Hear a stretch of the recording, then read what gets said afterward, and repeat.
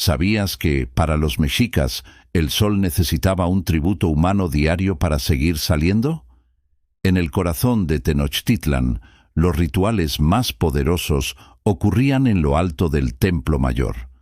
Allí, durante ceremonias masivas, se ofrecía lo más valioso que un guerrero podía entregar: su energía vital. Miles presenciaban estos actos mientras tambores, incienso y cantos llenaban la plaza. El oferente era colocado sobre una piedra sagrada y su corazón, símbolo de su fuerza, era ofrecido al cielo. Este rito no era visto como violencia, sino como el mayor honor: alimentar al sol para que el universo siguiera en equilibrio. El líder del imperio, el Tlatoani, presidía estos eventos como mediador entre el mundo humano y lo divino. ¿Quieres descubrir los secretos detrás de estos rituales que marcaron la historia de Mesoamérica? Mira el documental completo ahora en mi canal.